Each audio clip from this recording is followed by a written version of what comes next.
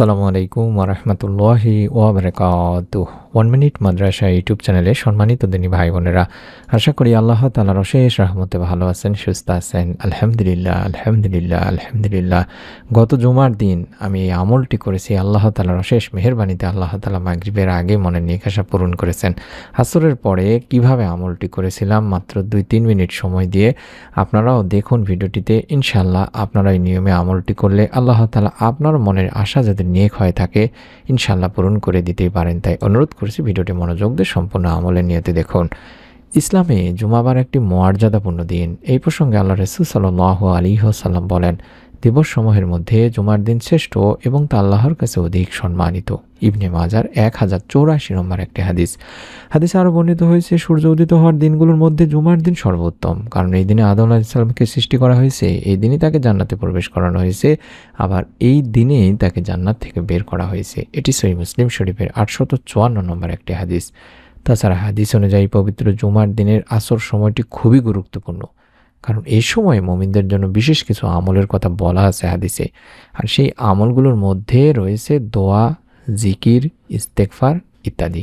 এছাড়াও আরেকটি আমলের কথা বর্ণিত হয়েছে, সেটি হলো বিশেষ নিয়মে দরুদ পাঠের কথা। অর্থাৎ পবিত্র জুমার দিন যত আমলই করো না কেন দরুদের আমল বেশি বেশি করে করতে হবে। আর জুমাবারে একটি সময় দোয়া কবুলের কথা বলা আছে হাদিসে। আবু হুরায়রা রাদিয়াল্লাহু তাআলা আনহু বলেন, আল্লাহ রাসূল সাল্লাল্লাহু আলাইহি ওয়াসাল্লাম বলেছেন, জুমার দিনে এমন একটি সময় আছে, সেই সময়টা যদি কোনো মুসলিম নামাজ আদায়রত অবস্থায় থাকে এবং আল্লাহ তাআলার কাছে কিছু চায়, তাহলে মহান ও সর্বশক্তিমান আল্লাহ অবশ্যই তার সে চাহিদা বা দোয়া কবুল করবেন।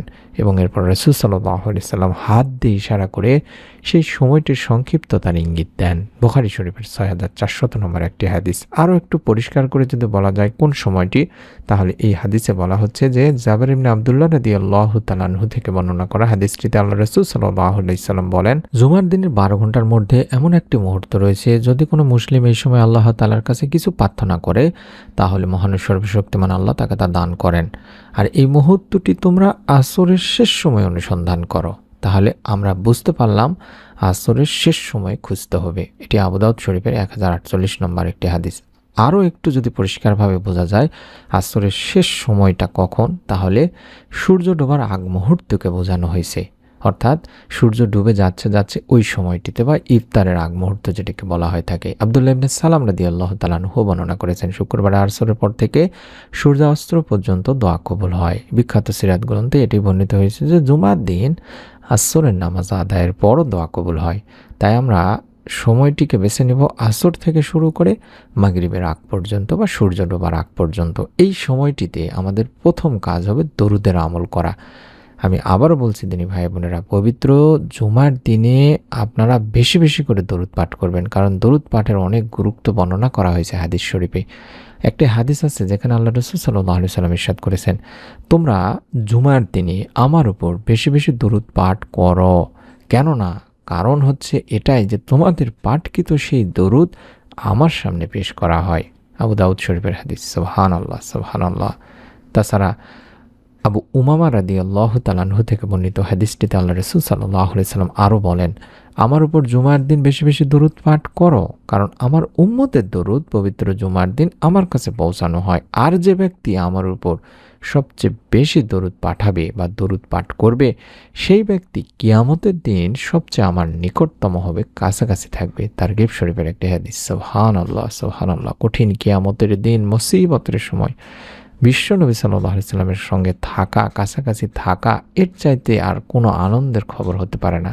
তাই আমরা অবশ্যই আসর থেকে শুরু করে মাগরিব পর্যন্ত এই সময়টিতে আল্লাহুম্মা সাল্লি ওয়া সাল্লিম আলা নবিয়িনা মুহাম্মদ এই দরুদটি বা অন্য যে কোনো দরুদ অন্তত 100 বার পড়ার চেষ্টা করবেন।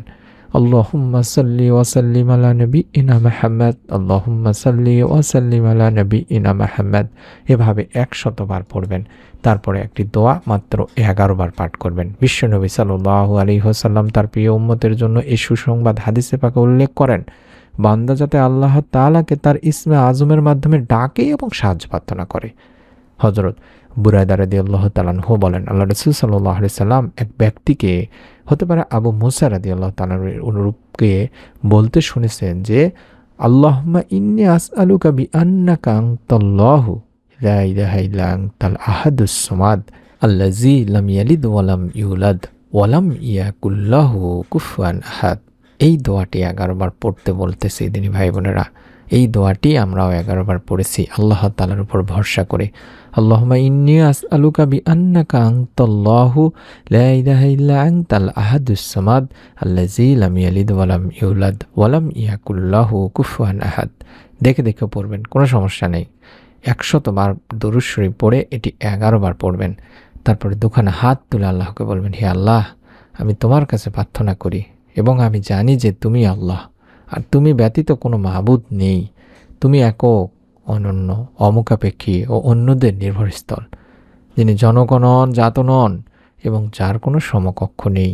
তখন রাসূল পাক সাল্লাল্লাহু আলাইহি সাল্লাম বললেন, সে আল্লাহকে তার ইসমে আজম বা সর্বাধিক বড় সম্মানিত নামের সঙ্গে ডাকলো, যা ইসমে আজম দ্বারা যখন কেউ তার নিকট কিছু প্রার্থনা করে তিনি তাকে তা দান করেন, এবং যার দ্বারা যখন কেউ তাকে ডাকে তিনি তাহার ডাকে সাড়া দেন। তিরমিজি, আবু দাউদ, মিশকাত শরীফের একটি হাদিস। আবারও দেখাচ্ছি, এই দোয়াটি 11 বার পড়তে হবে।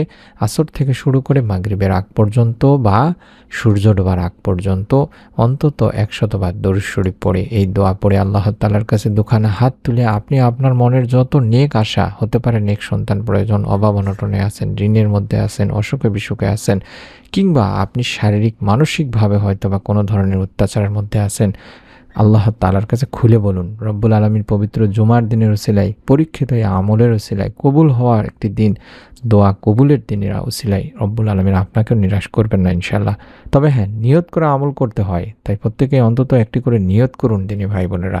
ভিডিওটি আপনি নিজে আমল করবেন, অন্যান্য দিনী ভাই বোনের কাছে শেয়ার করে দেবেন সওয়াবের নিয়তে।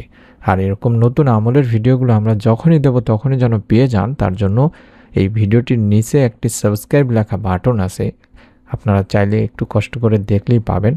ভিডিওটি চলা অবস্থাতে দেখলেও দেখা যায়, কোনো সমস্যা নেই। এই সাবস্ক্রাইব এরকম একটা বাটনে চাপ দিয়ে রেখে দেবেন, ইনশাআল্লাহ আমাদের নতুন ভিডিও আপনার কাছে পৌঁছে যাবে।